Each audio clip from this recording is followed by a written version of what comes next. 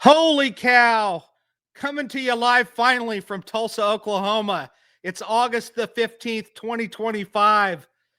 We've got Bill. Bill made it. Bill Hunter is in the house. We just had to, his wife came to the rescue. We'll have to have her pop in and show us herself and wave at the camera here in a little bit. But hey, it's good to be here. Thank you all to the loyal following of those that hung out and are here with us, that stuck it out. And we just had some difficulties. And I'll tell you what, I don't really know what to tell you. Bill's old, I'm old, but it's not even really, I don't know what it was. It was kind of the technical things that happens, and we get that cloud that sometimes hits us. And, but I don't know, but it is what it is.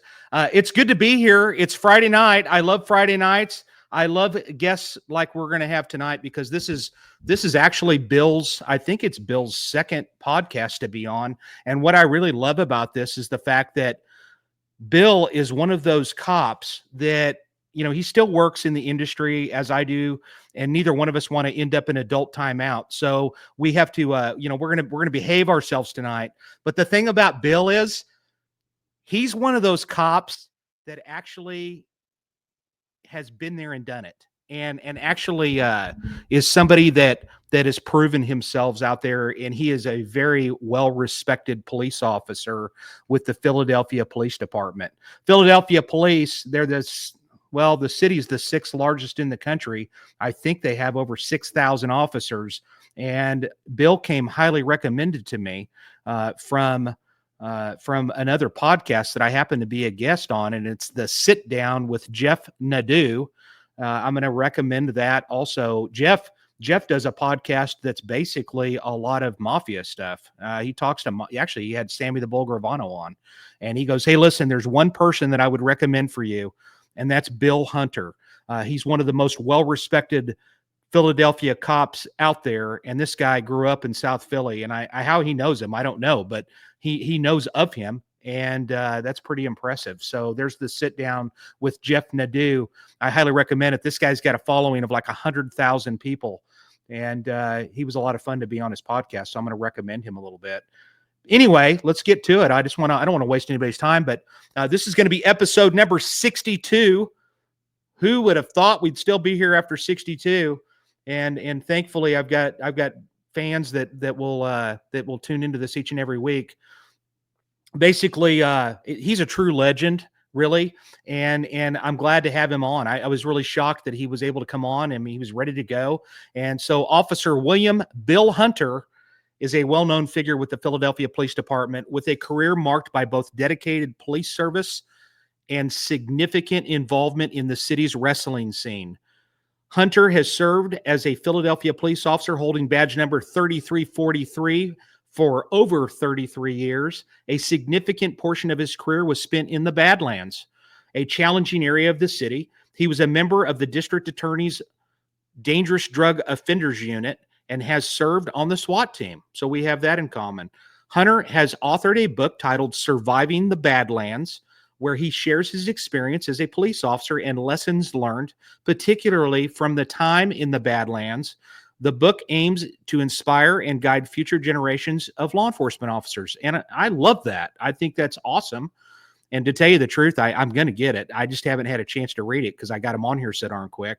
But that's exactly the type of book that I'm going to recommend to our cadets. Hunter's upbringing and experiences instilled in him a commitment to honor, integrity, and professional service. In essence, Bill Hunter's life has been a testament to his dedication to the city of Philadelphia, both through his law enforcement career and his significant contributions to the local wrestling community. Let's bring Bill on. Bill. Hey, Jay. Welcome, buddy. All right. Good to be here. I think both you and I have nerves of steel, because we were, the stress that Amanda was under was intense. Ladies and gentlemen, we had two of the bigwigs from KGRA, Bill Forte, who's the program manager. We had like a guy above him, that Eric, that was in the studio, and they both were helping. And I was kind of just going, we'll just have, and I'm a computer moron, and I was like, well, just have him use his wife's phone, and so we tried that. Right. It really worked. So good. Well, hold on. We got to give her. Come here, come here. We got to give her a Absolutely. shout. We got to give her a shout. Come on in. This is Mrs. Sherry. Hunter. I'm Sherry using her Hunter. phone. Thank you for, first of all, thank you for letting us borrow Bill tonight, and thank you for the phone. You came to the rescue. Thank you. I did. I appreciate it. So Bill's coming to us. Bill's coming to us live from the New Jersey area. Yes, I'm in Wildwood, New Jersey. This is where us old cops spend our weekends in Wildwood, really? New Jersey. Yes. So you don't hang out in Philly on the weekends? No. We all come down to Wildwood. That's what we do. Well, listen, man, I appreciate it. I really do. Bill's willing to stick around as long as we need him to, and really, I just wanted to let you know, Bill, that this show is about you. This is all about you. So if there's if you want to go into a certain avenue of something, man, just go for it, because this is like I said, I'm honored to have you here. I talked to Bill earlier in the week. I talked to him earlier. We talked for about 15, 20 minutes, and I knew right off the bat that I really like this guy. That he's just one of those guys that he's quiet, and he's one of those that is just, you just know he knows what's up. So it's going to be fun. So Bill, start off by telling us how you ended up getting involved and what led you to the world of policing. You know, it's funny. I never intended on being a police officer. I mean, of course, I'm a little older. It was in the 80s. I was working in a steel yard, and I was in a good union job. Kids were younger. You know, you're by your house, you're paying tuitions, and you'll actually remember, Jay, in the late 80s, the steel industries were going down. You know, if nothing happened to the steel industry, I'd have never left. But it was going down. I was kind of worried. I was in my 20s, later 20s, and I started taking all kinds of tests because I could see the writing on the wall. Took the fire department test, police department, Roman Haas, Bud Company, all these big companies that were good paying jobs. I took them all. And it was just fortunate, one of the first people to call me were the police department. And I said, okay, let me jump on this. And, you know, it's funny because the two things I was really focused on after realizing I wasn't going to work in the steel industry was police and fire. My grandfather was a fireman, dad was a fireman. So I took both thinking, okay, maybe I'll be third generation fireman. So what I did was, it's not as easy to become a fireman in Philly because they have less people. And two, these guys stay forever. So what I decided to do at that point was I took the fire department test written in Spanish, and I took the police department in English. And ironically enough, the police department called me first. By the time the fire department called me, I was already in the police department. It was just a funny situation I was in because I took it in another language. They called me down to their administration building. So I go into this room and there's 6 other people there. And no disrespect to nobody else, but I'm sure one guy's name was Juan, one was Hector, one was Jose, and you got me. Okay, so I'm sitting in the room, and as they're taking people in this room one by one, I can see them keep glancing at me like, are you supposed to be here? So eventually I go in this room with the letter, and the guy says to me, do you know why you're here? I said, oh yeah, because you gave me this letter. They said, when they look at my letter, and they said, well, did you take this test? I said, oh, yeah, I took the test in Spanish. And they kind of looked at each other. They said, well, we're here to test your proficiency in English. I went, okay, let it rock. But, you know, they wound up asking me questions in Spanish. It was fine. They did offer me the job, but I was working what they call the 25th district, was the Badlands. And I was back where I was born. I was back where I was a kid. And I just kind of said, you know what? I told my dad, I said, Dad, I'm not going to be that third generation fireman. I think I'm going to stay where I'm at. It was a lot of fun being there. I enjoyed every minute of it. So that's how it started. No intention on ever doing it. The Badlands, to me, from the pictures that I've seen, and you sent me a video, and we might show it here in a minute. Is that the Badlands? That video that you showed me? Yeah. Yeah. Well, why don't we just, Amanda, if you can play that, just throw it up there. We'll play that video real quick, because this is a video that actually you, if she's got it. That's a video that you actually put together. Am I right? I teach a class. I teach a class. I show it to recruits.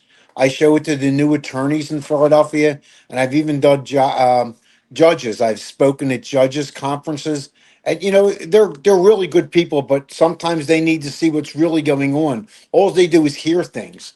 They'll hear people testify. They'll talk about something. Do they really envision it? No. So I took the time I created that video, and I mean, I'm not saying I'm a great Bruce Springsteen fan, but I thought excuse me, the Bruce Springsteen song "Philadelphia" was perfect for that video because what I Perfect. did, if you ever seen the Bruce one, he rides up and down the streets of Philadelphia and everybody's waving high, high, high. And it's a great song. It really is. I think they Yeah. used it in that movie with Tom Hanks, but I used it with what's really out there. And I show it to the recruits, I show it to the attorneys, I show it to judges. It's just reality. Well, This, let's this, share it with everybody. Let's okay. put it. Yeah, Well, Philadelphia. That good job. Philadelphia's got a population, and correct me if I'm wrong at any point, Bill, but I think it was 1.8 million. It's the sixth correct. largest city in the country. Yeah. Uh, yeah, I just saw this today that it was ranked number 8 as the most violent cities in the country. Uh, it's just a dangerous place to be a police officer. I have no doubt, and especially in the Badlands, On which the that was flip side of that, though, there were beautiful places in Philadelphia. We have a new mayor, Mayor Parker, and I did that video just before she got in, and she's doing the best job of anybody in my entire career to clean up Philadelphia. She's coming great. across some obstacles, but I haven't seen anyone try as hard as she is. So I think she's doing the best job. That's She good. inherited a lot of problems that are already there, and I just like I said, I think she's doing the best possible job she can. So I mean, I Yeah, applaud her. I absolutely yeah. applaud her. Now, these streets that I took that video on, these were where I was a kid. Them same corners where they're selling drugs, I used to sell pretzels. It's Wow. obviously there's no market for pretzels there anymore. There's a market for open air drug sales. Um, One of my chapters in my book, I write about some of the kids that I coached from that area, and they got involved in the wrestling with me. And as a coach, I'm very, very hard on them. Life is hard. I'm hard on them. Wrestling's a tough sport, and that's Eddie there and Joe Cooney on the other side. Um, Eddie's just one of the many, many kids. Eddie Alvarez. I'm actually wearing his shirt. Oh yeah, I'm wearing his shirt. Eddie went on to be the MMA world champion. Um, Multi-millionaire right now. I think as I look at Eddie's accomplishments, one of the thing I always tell him I'm most proud of is the father and he's become a husband. He's just a great person. I mean, Yeah, all the accolades for fighting mean nothing without his family, and that's number one to him. So, yeah, and I've got a lot of other kids. There's kids like there's a kid Timmy Murphy. Timmy lives at Sixth and Gerard. He's a financial advisor from Morgan Stanley right now. He grew up in these areas. These kids have done well. His yeah, kid Joshua Arce. Joshua was right here where that video was. Joshua wound up getting an academic scholarship to Villanova. I'm invited to his wedding. He's living in Houston. He's got a wife. He's got a little baby girl. Very proud of these kids. I mean, even though it might look bad, there's some good kids in these area, and that's the thing. That's Joshua there. You got to hmm, look for these kids. You got to find them. I yeah. gave the time. The sport helped me, and I knew it got me out of there. It's going to get them out of there. Just I do the best I can. And that's why you're a legend, Bill, because you actually care, and those kids know it. There's just no other way around it. And I don't need to know you to know that. That's because you know as well as I do that being a cop in any big city or any city for that matter, if you're out there treating people wrong, the word is Yeah. going to be out on you in a heartbeat. And they're going to know your name as somebody that's not good. And Yeah, so, it's funny. I had a partner who was what they call Boricua, but he's from Puerto Rico. And we would go out to these areas and they would look at me and they wanted to tell me things. That snitches get stitches. It's a very true thing. It's wow, absolutely true. And they don't want to talk to people. They really got to trust you. And they would trust me. And they would tell me, we're not going to talk to you with him there. And he used to look at me, I don't understand it. I'm the Boricua. And I'm like, it's all right. It's okay. And they just want to tell me things. And they knew they could trust me. And I think when I look back on my career, when I wrote that book, there was a couple things I really wanted to do. And one is I wanted to thank the people who live there because they know I'm from there and that's where I grew up because they treated me with respect and I treated them with respect. Two, I wanted to thank the people that I worked with. Okay, there's a lot of people I mentioned in my book who I worked with that were great influences on me. And three, I want to give advice to the young kids. I'm in court every day. Sometimes I hear them testify and they get a little nervous, and I'm thinking, oh, I know what he's trying to say, but he just don't say it right. And if anything, I'd love to give classes on kids how to testify. The things I try to tell them is that remember this, and Jason, you're going to know exactly what I'm going to say right here. We're just witnesses. That's all we Mhm. are. We go to court, we tell our story. Someone else is going to decide guilt or innocence. We don't Yeah. decide that. And no matter what happens on the outcome, don't take it personal. Because if you take Mhm. it personal, you don't last long on this job. As long Yeah. as you know you did the right thing, it's okay. We live to see another day. Yeah. I love that. I really do. And actually, that's one of the things that they don't really teach you in the academy. And Mhm. there's like a void there, and they just kind of throw them to the wolves and Yeah. expect to figure it out. But it's not the way it works. And we really should take the time to teach people that. That's great. So you A lot started. of places. Go ahead. Go ahead. I'm No, no, sorry. go ahead, Bill. No, go ahead. A Really. lot of places when they educate people and some in police, you might have someone teaching felony car stops in a police academy that never did a felony car stop. When you look at these review boards, I'm sure they're educated people, they're smart people, but have they ever had a gun pointed at them? Have they ever been like a hay or something whizzing by their head? So they don't know what it's like to be in that situation. And the best analogy I tell people is this: if I was going to learn how to swim, who do I want to teach me? Do I want the person that read all the books in the world in swimming, or do I want Michael Phelps? Yeah. Can I put it any better than that? No, you And can't. that's what we That have today. Yeah. And I know you, and we have to have common sense too. And yeah, that's good. So Number one, how many people did you have in your police academy? when I went through, it was 105. I was class 296, September 91. So I guess next month it'll be 34 complete. Yeah. And that's before lapel bikes probably even existed. So I Yeah. know really that's one of the big things for me, man. Yeah. I remember when we got a lapel mic, and it was Wait, like a new contraption, and we were like, oh, this is great. are you ready Uh, for this? Vests were optional. really? Oh They my were, gosh. they were optional. Did Yes. you have to buy them? No, they gave them to you. They gave them to you, but it was optional for you to wear it. Wow. Okay. Yeah. It Yeah. wasn't Different long time. after that they made them mandatory. But I remember they were optional. So Bill, tell us now. You get it through the academy, and the physical part of it probably wasn't tough for you because you were a No, wrestling, you were a beast, no, I was still wrestler. competing then. I was still Yeah. wrestling in tournaments then. I was in my So late you 20s, but I was still actually competing. It's I think the average age back then in the academy might have been 21 or 22, and I was in my late 20s, and the younger guys were kind of busting my stones, calling me the old guy, until we yeah. got to PT. That all changed. That all changed. Yeah, then you were smoking them. You were Oh probably yeah. smoking them for sure.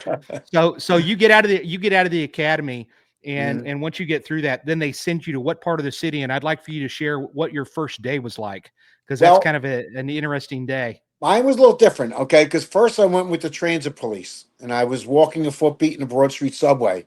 I did that for a few years.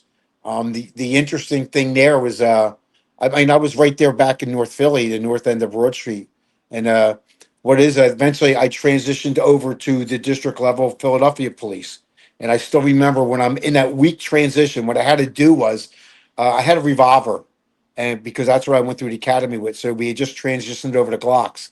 So I did my Glock training, and I'm sitting there, and I'm just by myself, and the sergeant says to me, "So you're going to be transferred soon. Do you have any preference of where you'd like to go to?"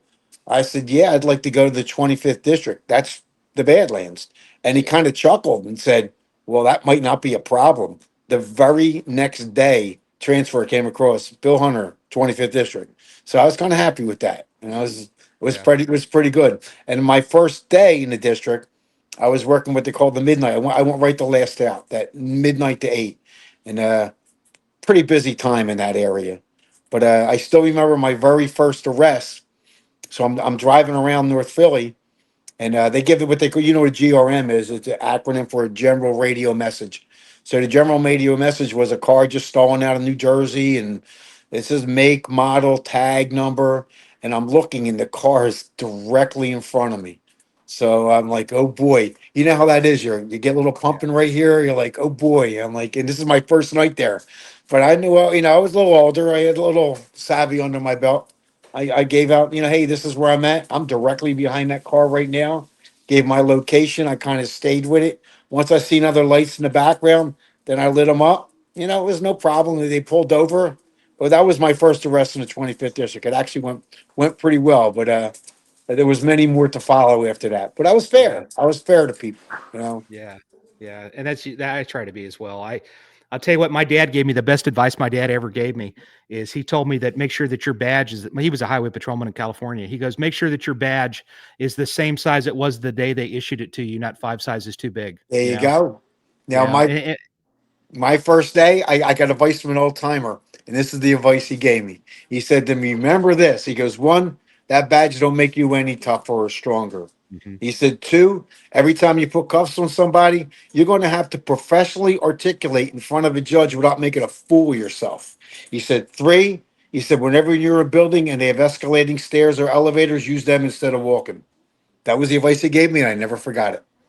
Yeah, that's good.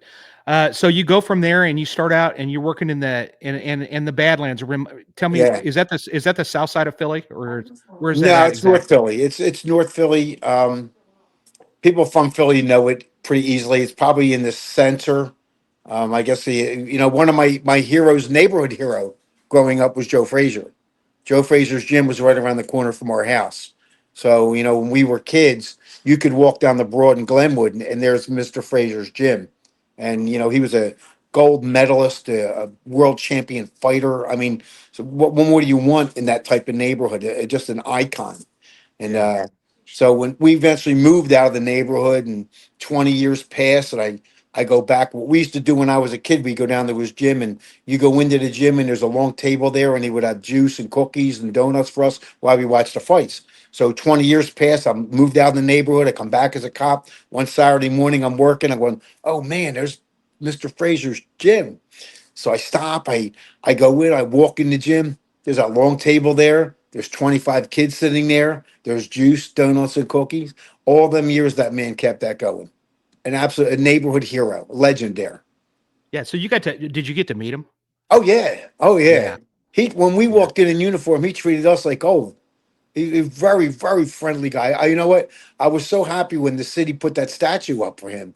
I mean, of course, they got the statue of Rocky. I mean, everyone knows who Rocky is, but in Right. our eyes, he was the real Rocky. He was a Yeah. brawler. He was a brawler. If you remember how he fought, he was a brawler. Yeah.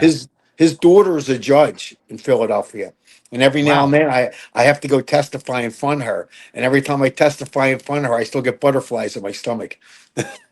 Yeah, I remember my dad telling me a story, but that he was writing a ticket or something, and Muhammad Ali walked by him when he was in Los Angeles, and he's like, Mm. right on, but he remembered it. But he remembered it. So you go from there, and then throughout your career, you've had. I mean, what are all the specialty units that you've basically worked What since happened being in the was department? I applied for a position, and the position was a defensive tactic instructor. This is probably something that was really big. I didn't realize how big it was in my career. So I was able to get sent to the FBI Academy to get my teaching certificate in defensive tactics. So I get sent down there. I get down for a month, and the first day there, like you're with these guys, they're going to teach you self defense and stuff. I'm like, I was still, still competing. And they said one of them things like, what are you going to do if someone grabs you like this? Well, kind of instinctively, I do things. So within the first day, they pulled me aside. They said, okay, what's your background? So I told them my background. So what happens is around 95, of course, we got the Olympic Games coming up in Atlanta, Georgia. And I didn't know this till then that every Olympic Games there's a law enforcement contingency there at the games. They get officers there from all over the world to take part in securing the athletes. So one of the guys from the FBI said, "You know what? You're a perfect fit. You speak more than one language. You look like an athlete, and you probably should apply for this." So I wound up applying for it, and lo and behold, in '96, I got sent down to Atlanta, Georgia. I spent my whole summer down there, and I was Yeah. part of the security down there. At the end of the games, they gave us all gold badges. There was like 24 of us on my team. My roommate was from Australia. I got a gold badge from the Olympic Games. Says my name on the back of it is all my information. So I come back to the 25th district and I start working with this what's called an East Narcotic Task Force. I'm working with a guy named Joe Balone. Joe was one of the best supervisors I ever worked with. So I got to work divisional narcotics. First time I did it. Great time, some great partners, some great people I worked with. Taught me a lot. So Joe got promoted, and next thing you know, I'm working with other people. I'm working in a Nets team, which is a narcotic enforcement team, same area. I have another sergeant, Mikey Bloom. Mike's first, this is a humble, as a supervisor, this is what he said to us the first day. He said, guys, I never worked narcotics. I'm just going to go off your lead. You're going to be teaching me. How humble is that? Yeah. You know, one of the worst things I've experienced, and I won't mention names, I've experienced it even more recently, where you get a supervisor that comes in and he's half my age. He wasn't even on a job when I started. He wasn't born when I started, but he knows more than everybody. And they're the worst guys to work with. I go, oh my God. I remember him saying to me, I know I wanted to be a cop from the time I was 5. I almost choked when he said that. I'm like, oh man, don't give me Yeah. one of them. But you know Yeah. what? From there was I'm working with Mike Bloom. He says to me, you know what, Bill? You'd really make a good fit for the SWAT team. And I'm going, I don't know, Mike. He goes, no, really, you'd be okay there. So Hmm. I know what it required to go there. So I wasn't the greatest shooter, but I was okay. So I went and practiced for a good month or two, and then I put my transfer in. And the way it worked in Philly was they would take you in quarters. You'd have whoever applied for SWAT might go in April, then they try more in June, and then more like quarterly. So when I went, there was 9 of us, and they give you a course, and you have to shoot a 95 or better twice. So I go with these 9 guys, and we shoot the course. Well, I'm the only one that shot. I shot a 95. So the sergeant doing it looks at me and goes to me, well, he goes, Bill, he goes, you passed. He goes, now you got to do it again. He goes, not to mush you. He goes, no one ever failed it the second time around. And you just passed. I went, oh, shit. But I Yeah. passed it the second time. I got transferred to SWAT. It's a great training there. I think of all the units I've been in, the camaraderie with my SWAT brothers is a lifetime. I mean, I see these guys, they're just awesome. They're when it's like firemen. Hmm. Firemen run, they don't run from fire, they run into fire. When Yeah. police officers are in trouble, they call SWAT. And we Yeah. went into some crazy situations. I write about a couple of them in my book. I mean, you know, you go in these situations, you think, okay, guess what? I was scared sometimes. I had some situations where I was kind of like, oh shit, Yeah. this is getting serious. You hear things going by. You walk into a room, someone's shooting at you. I've seen Yes. some of the best shots miss from 15 feet away when they're Yeah. returning fire. You don't know that. You don't know how kind of reaction you're going to have. Yeah. But So Bill, you're selling yourself short because you're failing to mention. So you practiced for like a month straight, right? yeah, To be able to shoot. So you were like out there every day yeah. shooting. I That's somebody wanted the that position. Yeah, I wanted the that's position. That's me. Yeah.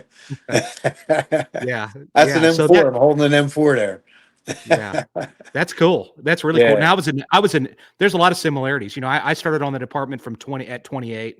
So I was an Mhm. older rookie myself, and I started out in narcotics, and I was on the SWAT team here, but I was Mhm. a negotiator. So I Oh wasn't yeah. I did that part of it, but still you're right. There is a camaraderie that exists there, and you're right about I've heard about those supervisors that you mentioned. That Yeah. I've heard about it, and I've read about that in books, but I've just yet not ever came across that in my career. Where no, I'm just kidding you. You Yeah. know That. better than that. Yeah. Well, I'll go back to the supervisor. There's only one type of supervisor I never liked. Okay. I never liked the one that thinks police work is a competition, because it's not a competition. The number one thing in police work is that we all stay safe. Yeah, We all stay safe and we work together. And that's then good. every now and then you see a supervisor who wants to outdo that guy or wants to outdo that group. Like, we want to be number one. Like, no, we're all number one. And Yeah, when I realize that I'm around someone like that, I kind of like to veer away from them. because I don't want to be around people like that. Because being number one isn't the most important thing. Being number one might be great in a wrestling match. Being one might be great in the Super Bowl, but being number one in police work, no, you got to stay safe and work together.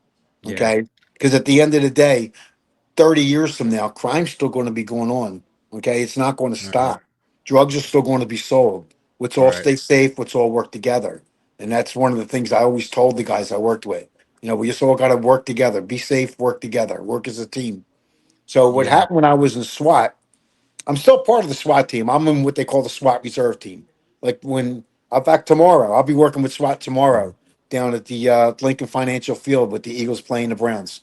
I'll be back outside with probably with an M4, outside one of the gates.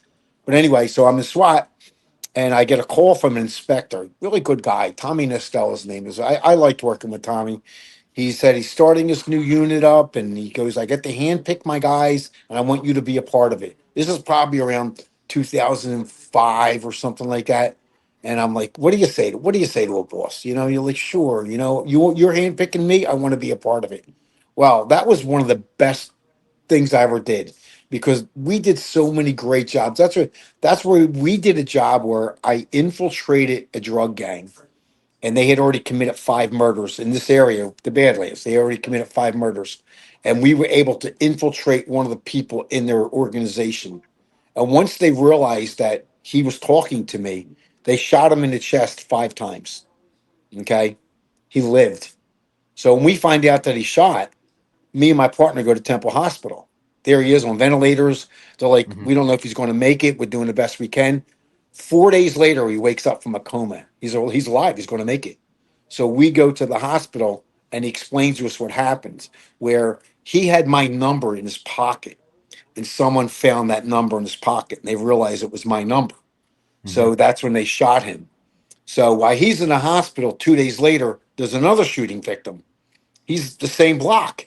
Okay, so they tell me go to the hospital. He's asking for me. Guy's conscious. He's shot. He's asking for you, Hunter. He's asking for you. I go okay. So I go to the hospital. I recognize him. He's part of that organization. He says, "Listen, you have to be careful." He says because the guy who's running it, he just told the other ones he's going to pay them a ball of heroin to kill you. So a ball of heroin is about a good nice about 125 grams. At the time, you're talking maybe 15, $20,000. Okay, Hmm. they could resell that for that.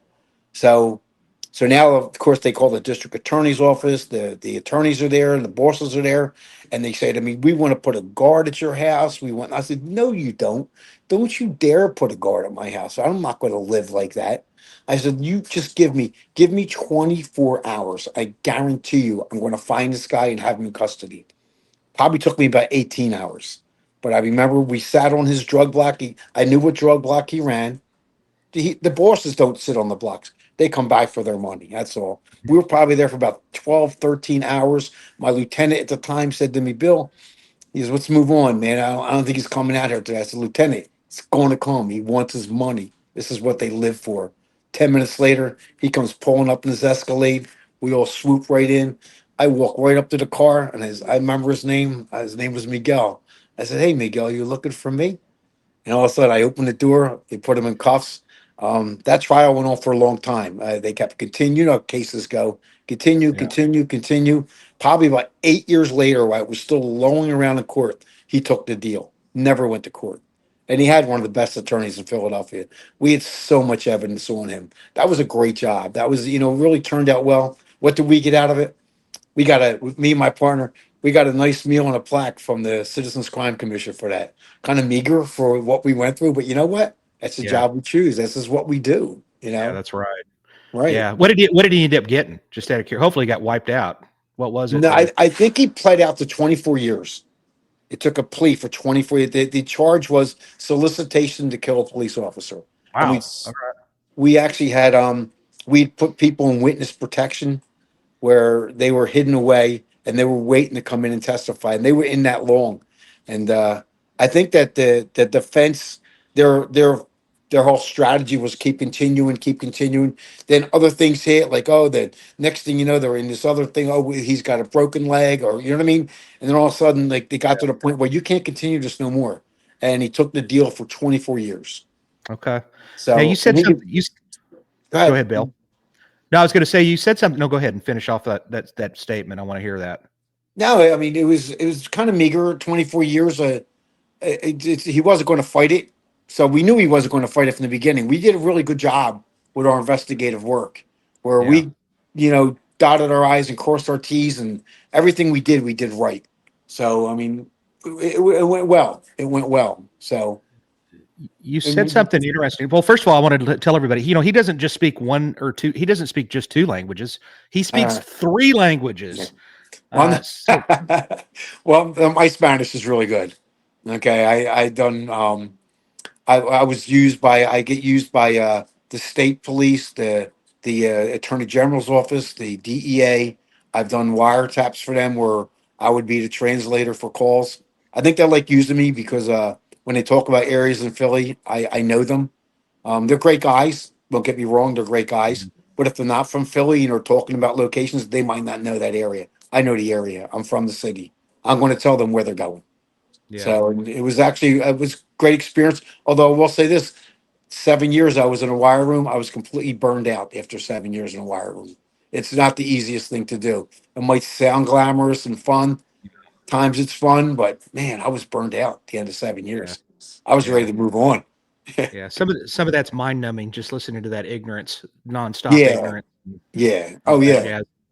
Yeah, Mm, but so you said something early on when we first started talking that kind of I didn't know this, and you said that you'd started out in the transit area, and yeah. so my experience, a lot of people don't know, like for NYPD, people don't just go to NYPD. You get into their academy, and then you might go to transit police or the Port Authority. You Hmm. might go to the Port Authority or the housing or NYPD. Hmm. You don't know where you're going to go. Which Right. is it kind of like that also for No, Philadelphia? it's actually a different department. It's a totally different department.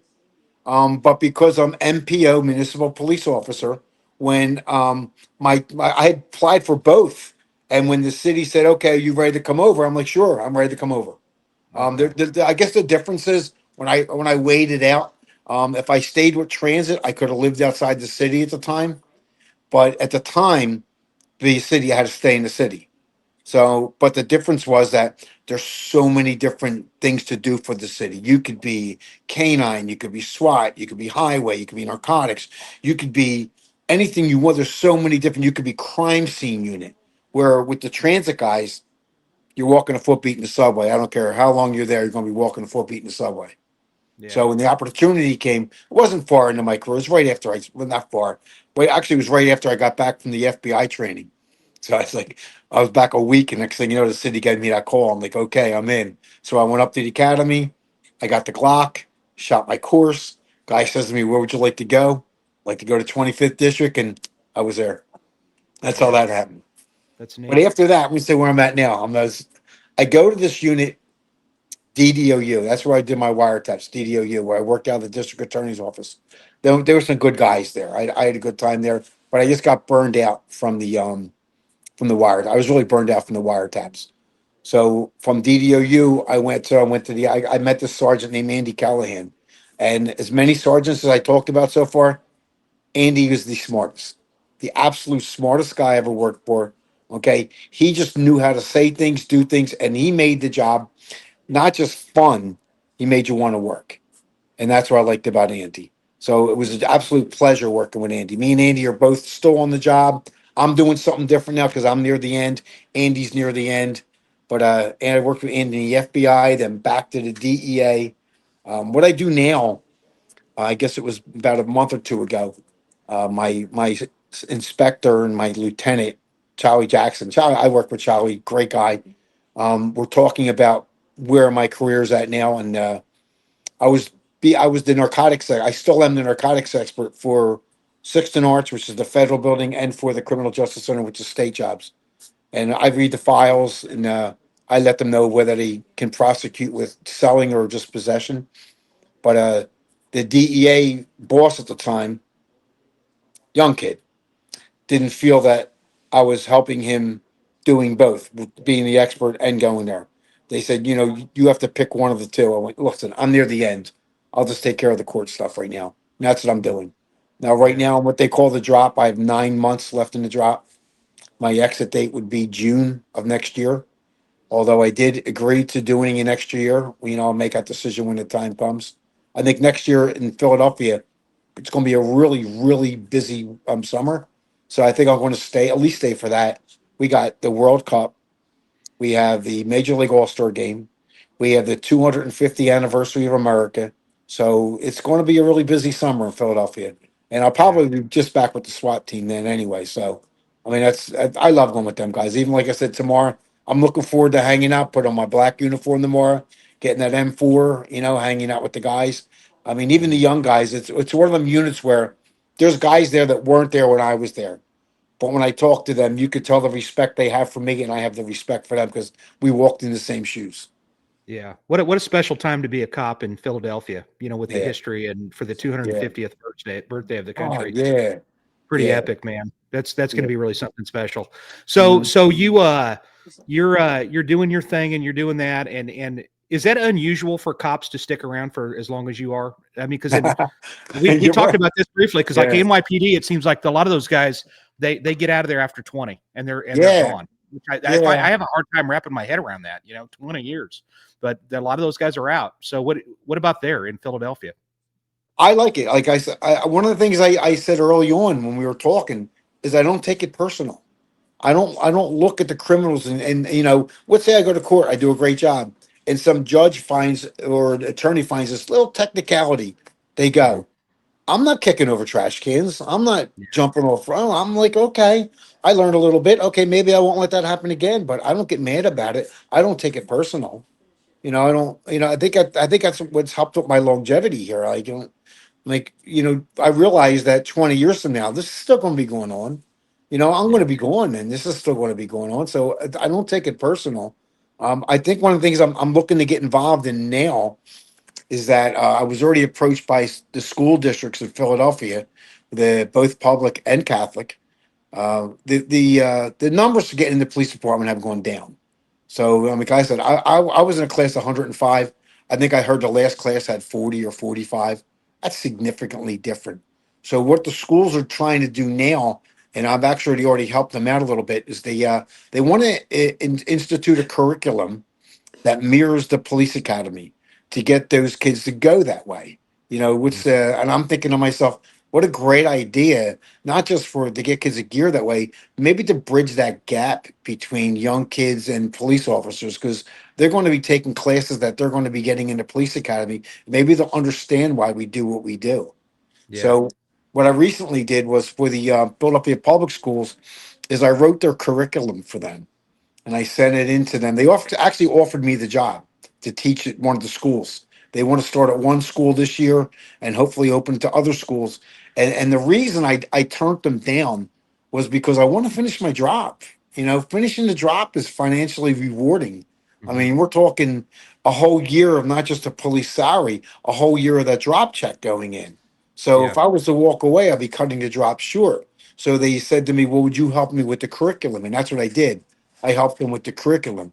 But at the same time, one of the Catholic schools found out about it, and the Catholic school right now they already have programs for welders, carpenters, yeah, mechanics, and the unions are running it. So these kids are graduating high school, going right into them unions, which is awesome.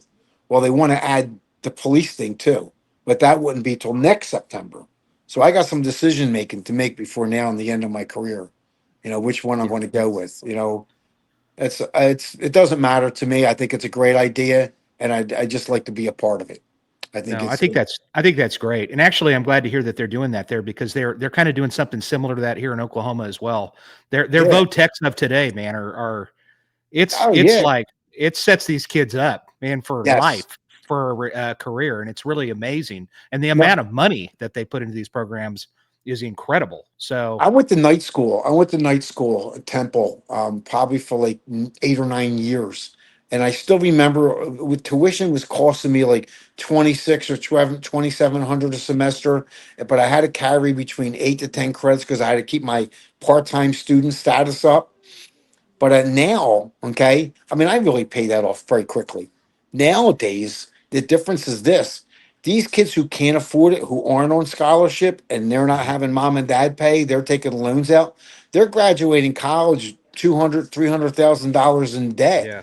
So Yeah. it's taken them 8 or 9 years to pay that off before they can even think about buying a house. But Yeah. these unions, you get these electricians, these kids are getting out of 18. By the time they're 20, 21, they're making $100,000 a year and they're buying homes.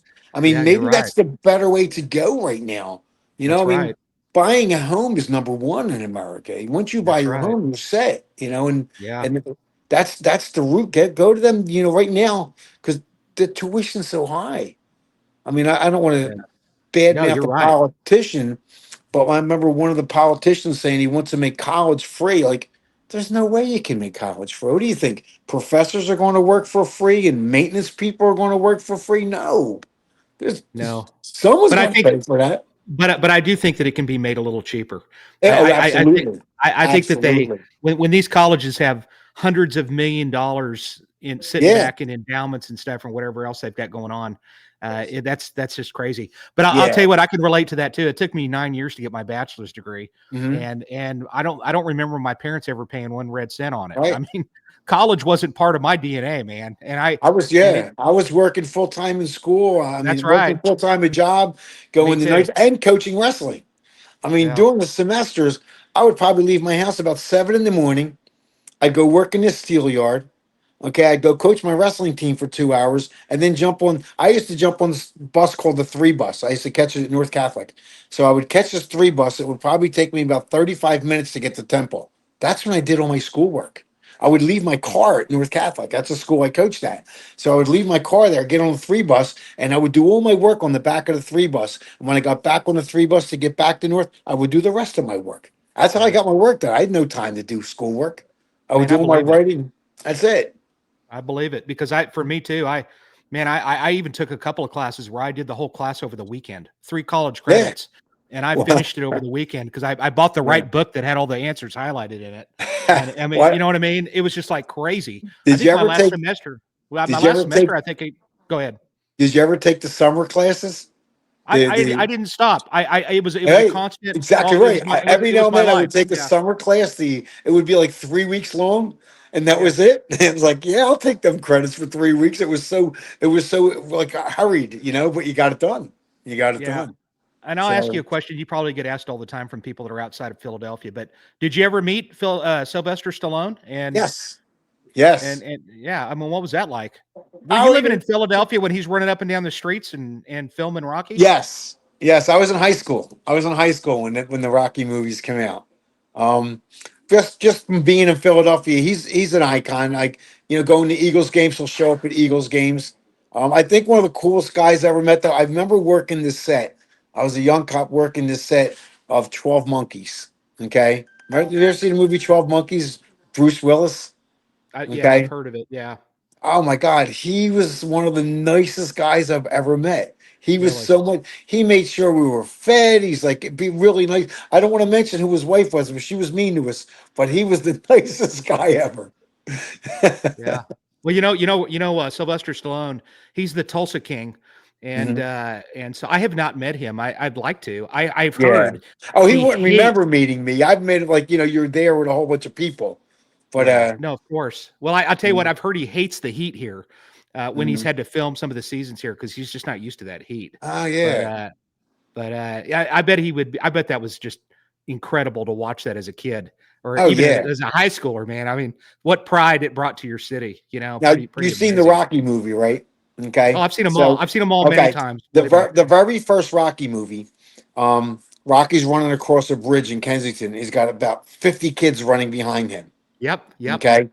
One of them guys behind him was one of my partners in SWAT, Richie Koborowski. Richie was All one of the right. kids running behind him. So Richie always tells me, I'm in that crowd. I'm in that crowd. That's cool. So That's really yeah, but cool. that's that area, that bridge he ran across back in the video. Okay. I actually that street that the movie's filmed on, Tusculum Street, 1818 Tusculum Street. That's in that video that we watched earlier. All That's right. that area. That's what that area looks like today. Is That's what it Mickey's looks like gym? today. Is Mickey's gym still around? Or I Well, mean, I know Mickey's it's not a Gym. gym, but No, what it was a place. It was Stelio's Pizza. and that's still there on the corner. What they did is they doctored up to look like a gym. What just got torn down in the past couple of years was Adrian's Fish Store. That's now a vacant lot. It's Okay. no longer a fish store. It was there for years though. But It was actually a fish store. It was yes, it actually was a pet actually a shop. fish store. Okay. But Yeah. Mickey's Gym was Stelio's Pizza. I think it's at Front and Dolphin. That's the location, but it's still there. I don't know if it's still called Stelio's, but it's still a pizza parlor there. That's all it is, a pizza parlor. And then you got the Well, one, I think it's with Tommy Morrison, where he's fighting Tommy outside. That's at yeah. Kensington, Somerset. That's a bar which is still right there. That's a Yeah. bar You know, that's still there. Tommy Morrison got arrested here in Tulsa too. So there's another little Tulsa connection. Yeah. Yeah. That was right before he died, I think. I don't remember what it was Mm, for. He had warrants here or yeah. something. But so let's talk briefly about your book too. I want to talk about that. It's Yeah. Surviving the Badlands. Yeah. Ladies and gentlemen, he put this out in January of 2025. And I love this because here's what I love about it. When you were telling me about this, you said, yeah, I wrote it. And then my commissioner called me. So tell Yeah. me. I got a call from the commissioner's office. Yeah. And I was looking out, I'm thinking, oh boy, I might get in trouble for this one. I mean, you're active. I'm active. You're limited. Um, But you know what? The call was positive, so I was glad with that. But there's a lot of things I talk about in there, and about how I handle things. I think one of the stories I tell in there is about early in my career where I'm driving down. Like, people get so up that whole DUI thing, and they want to. Like, I once had someone look at me and say to me, "I would lock my grandmother up for smoking in a non-smoking section." I said, "I would light the cigarette for her." Okay, like, Mhm. who wants to do that? So this is in the book. I've wrote about this story where we had just gotten these new cars with these gooseneck lamps. So the gooseneck lamp was, you could put it up and you turn it like this. It gets bright and it gets dim. So you can do your paperwork. Yeah. So I worked in the 25th. So my radio said 1125, channel 11, 25th district. So I'm driving down the street. There's a car into a tree, hit a couple parked cars, and everyone's around them. And I pull up, and it's right around the corner where I grew up at. And they're looking at me. They're going, "Hunter, he's DUI'd. You got to lock him up. DUI." I'm looking. It's like this 65, 70-year-old man, scared to death because they're like, they want to lynch him. I'm like, "Well, whose car is this?" Nobody's. It's abandoned. Whose car is this? Nobody's. It's abandoned. Well, the tree, nothing damaged the tree. The tree just messed his car up. So I'm looking at him and I'm thinking to myself, I don't want to lock this guy up. He's scared to death. I mean, so what I do, so I make him sit in my car, and I make him put his mouth on my gooseneck lamp. So I tell everybody, I'm going to give him the DUI test. So I'm moving that little thing and makes it bright and dim. So when it goes bright, his cheeks are getting real red because he's got his mouth on my lamp. So I'm looking at it, and everybody's standing around my car going, ooh, ooh. So I go, okay. I said, if this says 1200, he's drunk. So I move away. It says 1125, 1125, 11. I said, oh, it's under 1200. He's not drunk. So what I wind up doing is I park his car. I find out where he lives. As I'm driving him home, he falls asleep in the back of the car. So I get him to his house, knock on the door. I open the door. I get a little note. I pin it on his chest where his car is. I leave him there. I left him at his house. So you know what's funny? I never thought that would come back on me. So 20 years pass, and we're shopping around for mattresses for our shore house. So I go in, and this lady says to me, "Are you a cop?" So you don't know how to answer that sometimes. You don't know if it's a good thing or a bad thing. So I look at her, and I go, yeah. She goes, "I know who you are." She goes, "You're the guy that brought my father home and pinned a note on his chest when he was drunk." I'm going, "Oh my God, I remember that." But you know what? She said, "Hey, he was so embarrassed." He said Yeah. he was so sorry. He goes, "That changed his life." He goes, "I don't think he ever drank again." I said, "Did he Yeah. get his car?" She went, "Yeah, he got his car." I put that Yeah. wrote on the paper where his car was. But you know what? Yeah. Sometimes that's how you got to handle things. But when you handle things that way in that area, the Mhm. people treat you differently. Yeah. You you can't. Sometimes you just got to do things a little differently. It's like, Yeah. I think the line that I use in the book, I say, rules are just a guideline. That's what they are. They're a guideline. And sometimes if you want to, complete your mission, you got to do things a little differently. But Yeah. I'll Sometimes, never forget sometimes, that. Mhm. Yeah, you don't. Yeah, sometimes there was a time when you could really use discretion, and you know, I know and that's why I don't like them new cameras. I don't have one, but I've never had one. no, I've I never want had one. one. Well, So since so they haven't asked me, they haven't asked me to wear one yet, so I'm not asking for it. now I'll tell you what. There's a few things that Cops has been filmed in Philadelphia back in the Mhm. day, and Yeah, and he told me about a couple of shows. One of them was Risk Takers yeah, in Philadelphia that you can actually watch. You can actually watch him at work. yeah. And what's that? What's the other show? Let's talk briefly about Well, that. the was it Risk Takers was done with Louis Theroux. Okay. Louis Theroux is the European Geraldo Rivera. Like you might not recognize his name, but if you were Mhm. in Europe, it's like you saying Geraldo Rivera. He goes all over the world. He goes into different situations, and we took him through the Badlands. I liked him. I liked the. I had to set him straight early though, because I mean he really got geared up. Like he had a level 4 vest on, and he had everything on, the helmet, everything, and it was kind of funny. But as we went into these areas, people would talk. The whole thing was I had to get people to talk to him, and I show up and they're going to talk to him, and you can see it in the Risk Takers. You can watch it, you can see it. But he actually was kind of condescending with a couple people. So I kind of looked at him. I said, Lewis, it's okay. I said, if you want to talk to these people that way, I'll wait around the corner. And he kind of got what he kind of got the hint, so he kind of toned it down a little bit. But Right. we went, I think he came for like to do an episode or two. They went up doing like 6 episodes. So Yeah. and in the six, I probably did 4 of them. I probably Yeah, so did you can check 4. them out. I checked out a couple of them, and they're great. So you Yeah. can actually see Bill at work, and that's Risk Takers. And what's the other show that remind me what that other show is called? Yeah, that was with a Canadian crew. I told your I guess she's your director, Amanda. Mhm. Okay. I told her it was a Canadian crew. They ran a show called that was it, Risk Takers. It was Risk Takers. So if you were to Google Risk Takers Philadelphia SWAT, okay, they went out with me and my partner Johnny Reckner at the time. And we took them around again, we took them around North Philadelphia. And we Yeah, took and I them think on wasn't there couple another one too? barricades.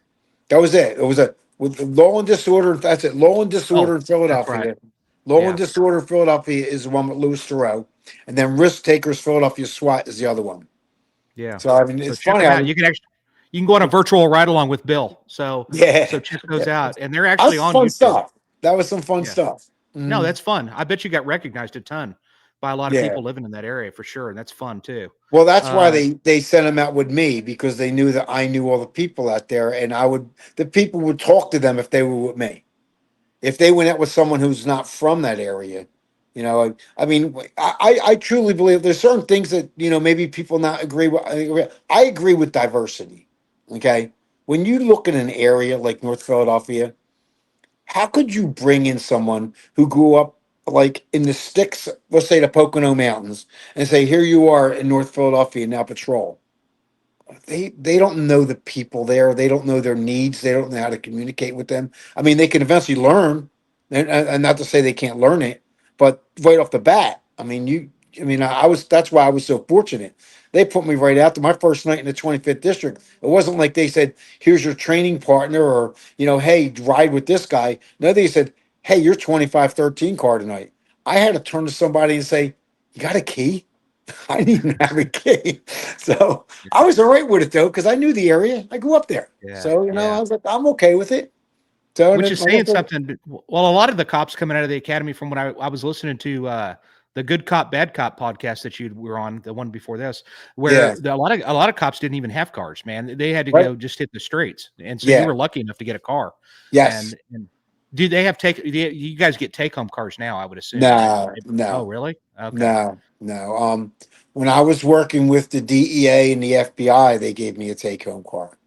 All right. So I'm no Yeah. longer working with them at the end. So I mean, Yeah. it's Right. it's a little different now for me. I'm kind of like I guess you say winding down a little bit. Although I still get a little edgy. That's why Yeah. tomorrow I'm going to be working with SWAT tomorrow. I'll be down at the Eagles Browns game tomorrow. I'll be working that. Don't know what gate I'll be at though, but I'll be in my black uniform with an M4. I was like, just That's greeting cool. people. Yeah, it That's is really pretty cool. cool. Yeah. One of the things that I love about the cops back east, up into I I've met some Philadelphia guy, or actually, I think he worked in the Philadelphia complexes and stuff. But I've met people from back east. You guys have a camaraderie that just doesn't exist throughout the rest of this country. Really, I'm not saying it doesn't at Yeah. all, but it's something special back east where Yeah, if I was to go it up there, is. it's like, hey, they treat you like a brother. Really, they do. Yeah. It's pretty neat. So Yeah. it's pretty cool. Now, there's another story I want to mention real quick before I forget, and we're getting close, but was there something about you guys had didn't you get flagged down about an accident or something happened with a pregnant girl or something like that? Does that ring Oh, a bell? yeah. That Let's was talk early in about my that. career. I wasn't flagged down, okay? This has really humbled me early in my career. Really, really humbled me. So we're talking probably geez, 95 maybe. So early. So what happened is I'm working with a guy named Ronnie Price. Ronnie passed. We're a good guy, Ronnie passed. We were in the academy together too.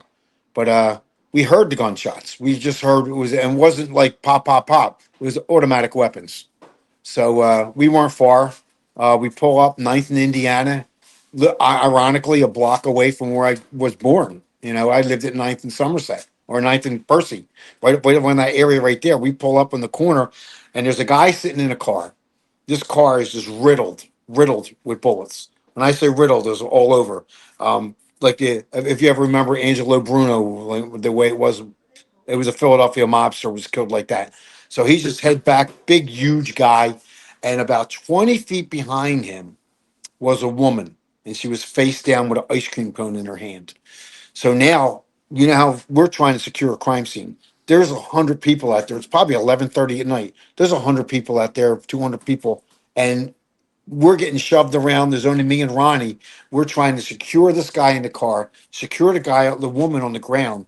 And I checked her. I knew she was gone. She was not breathing. She had no pulse. She was on the ground face down. So I'm trying to secure it. Meanwhile, I have all these people screaming at me. She's pregnant. She's pregnant. She's pregnant. Okay, and if no one was there, I'm roping this off. Okay, everybody stand back. But I was scared. I was really scared. So they I get my car. I call Temple. Temple's 4 blocks away. I said, all right, I have a 5292, which is code for dead person. I said, however, she is 7 months pregnant, 8 months pregnant. I can't remember. So now I put her in the car. We drive to Temple. Um, Meanwhile, I got 5, 6 cars following me of the people who are family, I guess. We get to Temple. They're waiting for me because I told them I was coming. They get her. Now I'm in the operating right there area, and I'm pushing people back because they want to get in there. There's kind of mayhem going on. I watched them cut this woman open, okay? And they reached in and pulled this little infant out of her stomach. And when they pulled her out of her stomach, it was limp. Picture me holding with something just limp. And then they got these little pasty things, these little, I guess you put on turkey basters. They went up Yeah. each nostril, down the throat. And after the third one, I seen this. Boom, boom. You seen them start breathing. I was like mortified. I was like, holy shit. I actually cried. I couldn't believe it. And all I Yeah. kept thinking to myself was, I wasn't going to move her. I wasn't going to move her. And as I kept thinking, now, eventually there was an arrest made, 4 individuals that were involved in that. So we went to trial. So that's where I met this guy named attorney named Carlos Vega. Carlos, the best homicide attorney in the history of Philadelphia. I don't care what anyone says. So there I am, and I have to testify to what I saw and what I did. So as I'm testifying, he asked me on what happened after they did the little turkey basters. They said, "Do you remember the gender?" I said, "Yeah, it was a boy." Well, I seen this older woman jump up out of the courtroom and run out. Okay, she ran out of the courtroom. I realized that was the grandmother because the mother died right there. Mhm. So as years went on, I got to know the family pretty well. The young boy was raised by his aunt.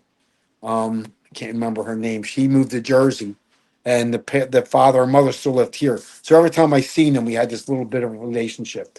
So the boy is now 20. He's got to be, Jesus, got to be close to 30 years old now. Late 20s. Lives in Jersey. The irony is that the grandfather told me his mother, who died at the scene, she never spoke a lick of English. The son don't speak a lick of Spanish. But you know what? If I wasn't forced to drive her, Yeah. that wouldn't happen. And Yeah. kind of humbled me. It humbled me really a lot. And I A wrote little, wrote a whole chapter on how I felt when that happened. You know, a, it's a little Elizabeth divine. Karaskia. Her name was Elizabeth Karaskia. I'll never forget it. Never forget it.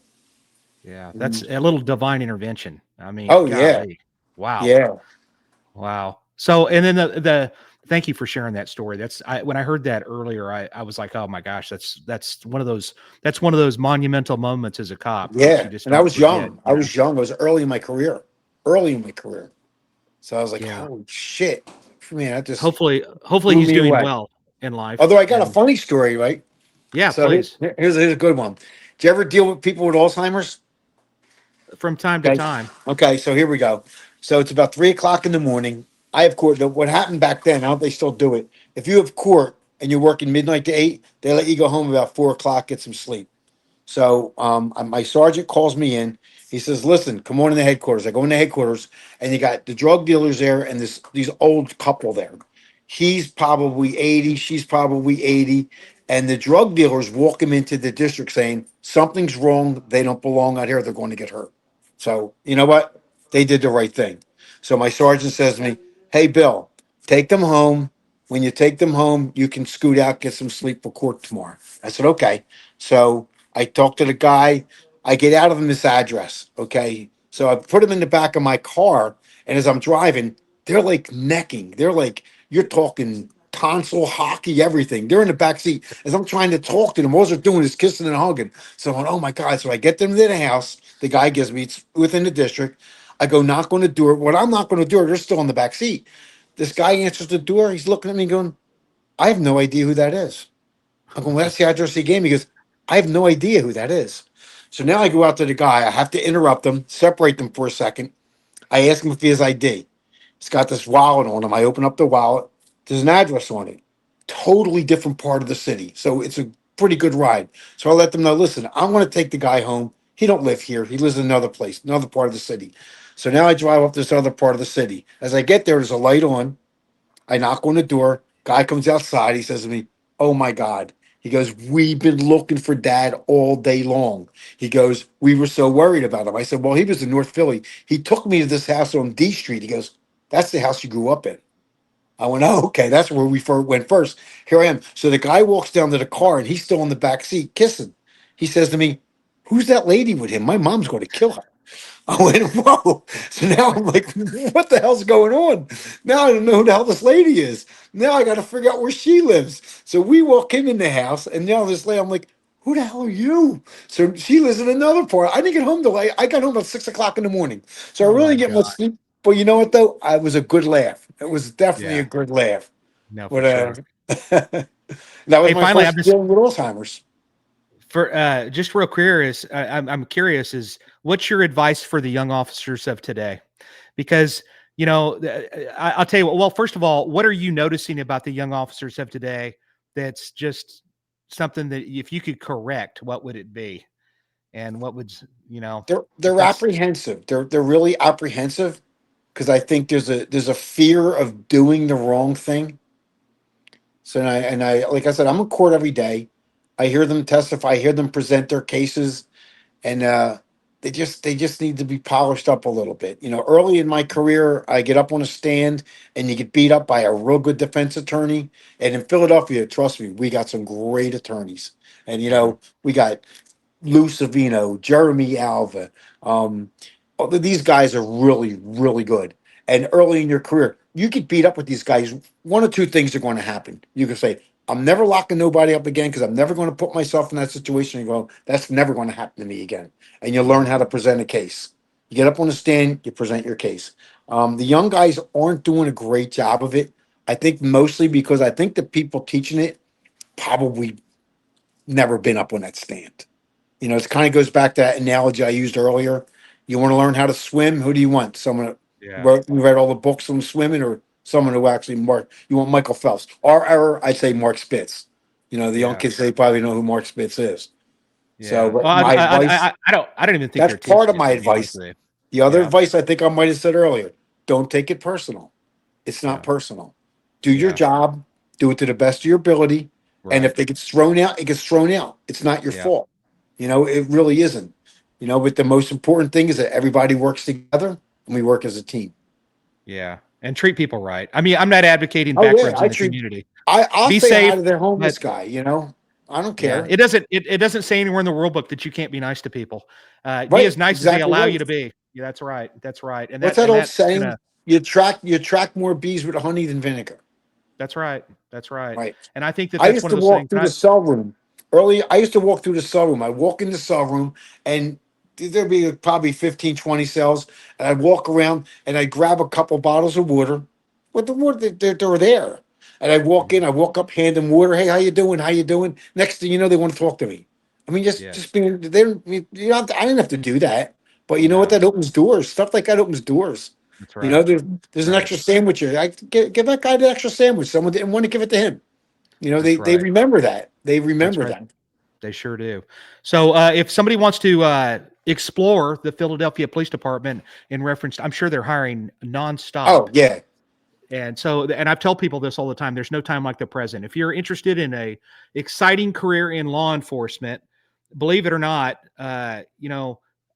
you remind me, I want to be like you when I grow up, honestly, but in reality, but I I think don't know that what to do when I grow up. I'm well, gonna I have to think that, grow up real soon. because I think that you're one of those type of people that you still love people. You still like Yeah. people, and I do Oh too. yeah. I do too. I don't have any problems with it. Mm. I like talking to people, and that's really what makes you. That's what make going to work fun. And You know, I'm wearing Eddie Everett's shirt too. He has his right own on. gym now. That's what this Love it. is.